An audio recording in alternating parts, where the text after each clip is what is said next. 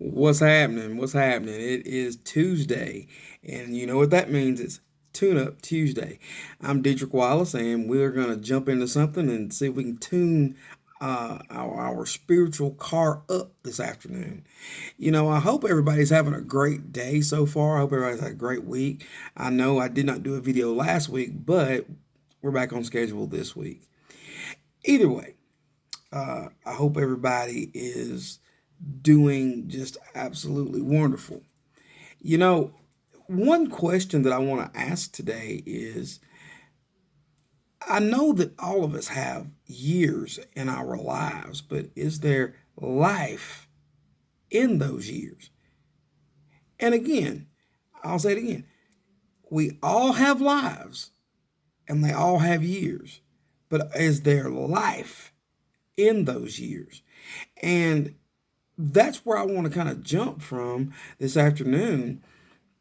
I think that one of the main things that happens to us is that through the different situations we go through or events that happen in our individual lives is that, hey, that tends to kind of suck the life out, and we kind of start looking elsewhere for things to fulfill us. Well, that's a problem. Because what the world is going to offer us is going to be stealing from what we actually have in Christ. Let's think about this. As we go into John chapter 10, verse 10, what did Jesus say? Well, let's look at it. In John chapter 10, Jesus is talking about he is the good shepherd, and he sure is a good shepherd. He's never going to lead you into anything harmful without giving you the tools to get away from it. He's always going to lead you where you need to go. I know in the 23rd Psalm it says he leads me beside the still waters. Well, that's some peace. So at the end of the day, we're going to have peace if we just simply follow him all the way to the end. We're going to have to endure to the end. But let's go on into John chapter 10, and we're going to start at around verse 7. It says, Then Jesus said unto them, Verily, verily, I say unto you, I am the door of the sheep. All that ever came before me are thieves and robbers, but the sheep did not hear them. I am the door. By me, if any man enter in, he shall be saved, and shall go in and out and find pasture. The thief, here we go in the verse 10, the thief cometh not but to steal and to kill and to destroy. And I am come that they may have life and that they may have it more abundantly. That's the thing we want to talk about this afternoon. What are we doing in order to enjoy the life that Christ has given us? And when I say, what are we doing to enjoy it? How are we living the abundant life? Are we still reaching back and grabbing and trying to bring forward with things that we've done in the past? Are we trying to hold on to those habits, those people, those situations, circumstances? Because we're going to have to let some things go if we intend to enjoy the life that we have in Christ more abundantly. When is the last time that you decided to do a self-evaluation and say, what do I need to cut off? What do I need to get away from? Have we asked ourselves that question?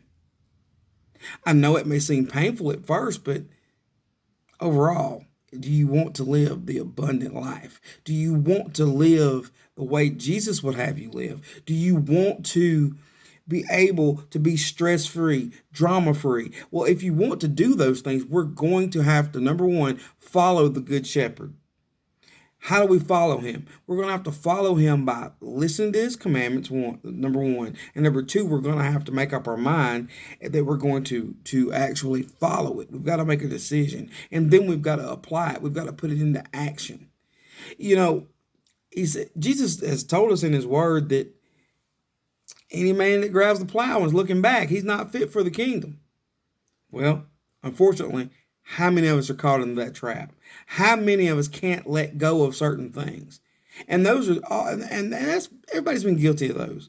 Everybody's been guilty of simply looking back. We've heard the story of Lot's wife. She looked back and turned into a pillar of salt.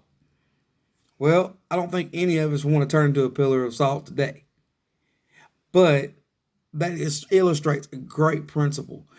Once we are a new creature in Christ, we can't look back. We do not need to go back and grab those habits and things that meant us no good ultimately. Yeah, they may be what the world has offered us in a temporary fulfillment of a void that we might have, but ultimately it's going to leave us on E.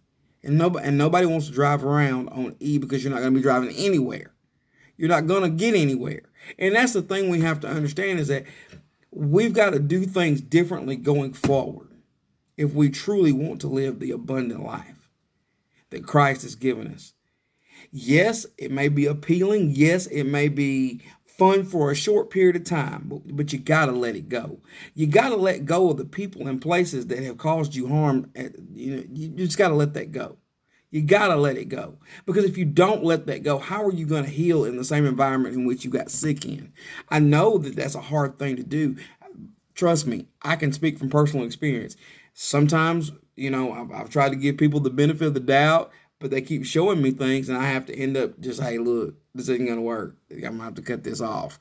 I don't need to be in that environment anymore. It's not doing me any good. I'm not growing there. And sometimes you just simply have to cut things off.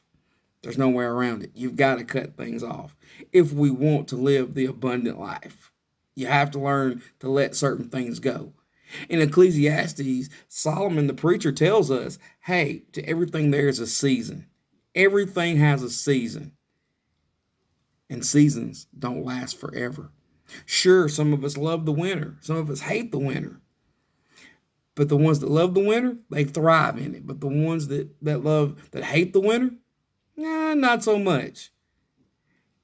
The point is, everybody and everything has a season.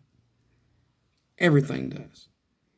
That being said, let's go over to Luke chapter 12, at around the 15th verse. And that's going to illustrate another point that I wanted to get across this afternoon. I know that so many people are so materialistic. I know that we think that if I have this car, this house, these clothes, whatever, that means I'm somebody, I'm something special, I'm different, or I'm better than the next person. Well, it doesn't mean that. Well, let's see what Jesus had to say about it. Luke chapter 12, verse 15. It says simply, by the way, this is Jesus is telling the parable of the rich fool.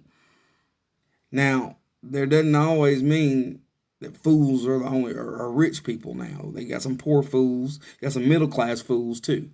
But either way it goes. And I'll start in verse 13. And it says, and one of the company said unto him, Master, speak to thy brother that he divide the inheritance with me. And he said unto him, Man, who made me a judge or a divider over you? And he said unto them, Take heed and beware of covetousness. For a man's life consisteth not in the abundance of the things which he possesses. So many people think if I got 3-4 cars, got a closet full of suits, nice clothes, or I got a bunch of jewelry, or I got an abundance of shoes, that I'm somebody. That makes me different. Well, guess what? It doesn't. If you don't possess Christ, you got nothing. If you don't possess love, you got nothing. Because everything you do is in vain. And we don't want to labor in vain. If we're going to build something, you want to make sure it counts. And you can't build anything that's going to be here long term unless it's got some Christ in the foundation. You got to build on him. You got to build your life and the way you do things off of Christ's example. It's not going to count for anything else if you don't. Sure, you may have labored, but you've labored in vain. That's all I got for you this afternoon. But I know that somebody needed to hear this. Don't let materialistic things cost you your eternal salvation. Don't do that. And also, as I said before, Jesus came that we might have life abundantly. Life and have it more abundantly. What are we doing to contribute to that? What can we do as individuals to help not only ourselves live life more abundantly, but the lives of others. What can we do? Be the medicine that helps somebody else heal. Be that band-aid that covers somebody. Be that good word in somebody's ear that helps get them through. Because Jesus has done the same for you and me. I hope this has helped somebody. Like, share, comment, and I'll see y'all Sunday, hopefully, if the good Lord wills and the creek don't rise. Thank you for taking the time to listen, and I hope that your life has been blessed by what I've told you today.